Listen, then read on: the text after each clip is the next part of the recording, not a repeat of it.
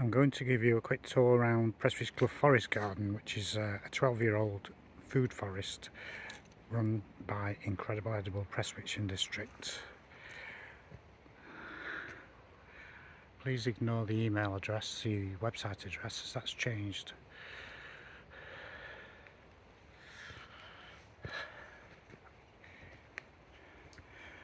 So when we got the sites, we could only get this far, and from here in were brambles and nettles.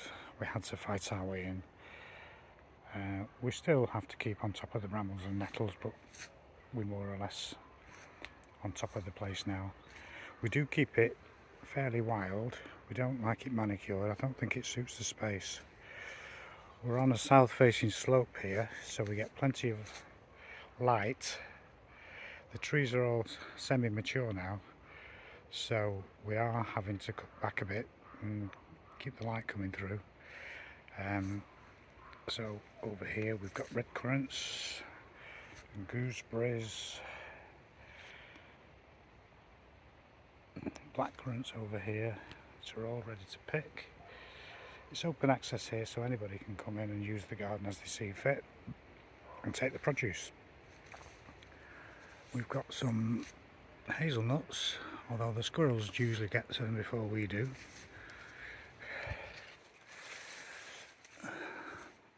Some meadow sweet coming into flower over there. St. John's wort over there. We have a cherry tree, no cherries. The birds usually get them again before we do. We've got plums over here. It's not a great year for tree fruit this year. There are some plums on the tree, but it's certainly not as good as last year. We had a really good year last year, certainly for apples.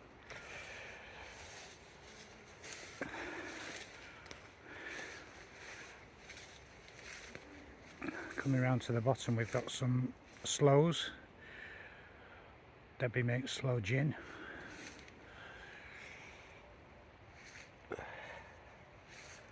Some purple gooseberries over here. I always find that these are better than the green ones in terms of mildew. We get mildew on the green ones, but we don't seem to get it on the purple ones. Apple tree here.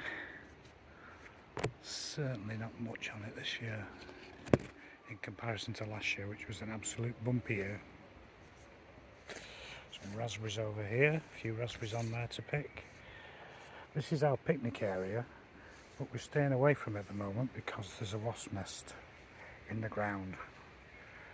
So they'll be gone soon enough, but for now we'll stay well away from that.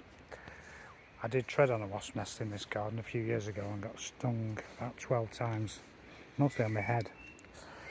But I didn't come to any major harm. More black currants over here. We'll be picking a few of these today, maybe making some jam.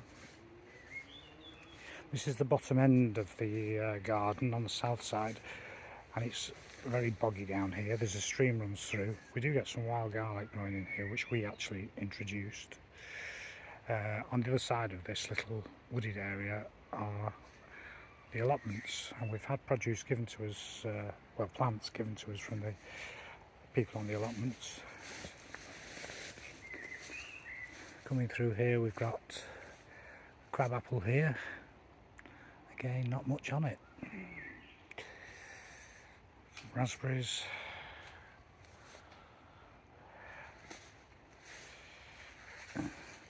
Bit of a dead hedge here we've made using some of the wood that was been cut.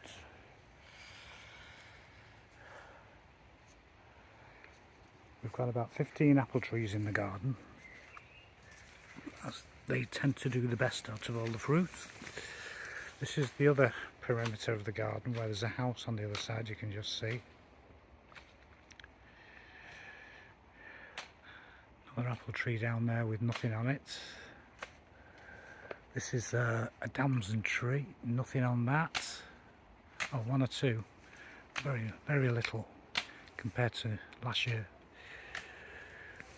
Here's Debbie pretending to work, cutting back the brambles. I'm not going to get too near those sharp blades. we're experimenting with a few different things in this area.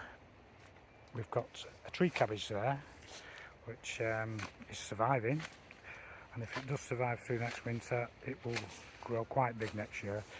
A bigger one there, which is about 5 feet tall. We've got an elder black lace over here, which was gifted to us last year. I had to cut it down to get it in the car, but it's growing back again. We've had some flowers on it. We've got some Japanese wineberry over here, which is lovely, one of my favourite fruits. Some yarrow here. We do have a lot of wildflowers. We've missed the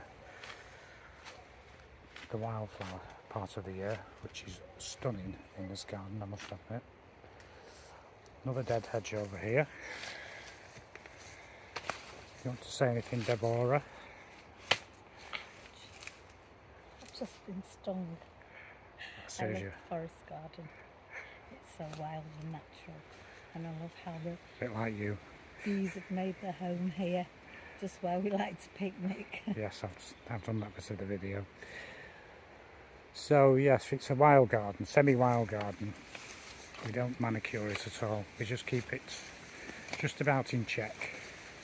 Got a few apples on this tree here, nothing much. Another dead hedge over here.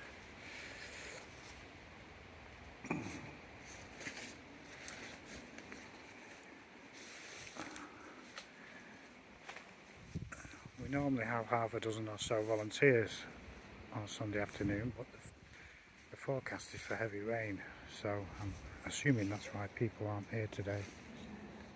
And that is back to where we started. That's our little forest garden, about 1/2 acre in size. Thanks for watching.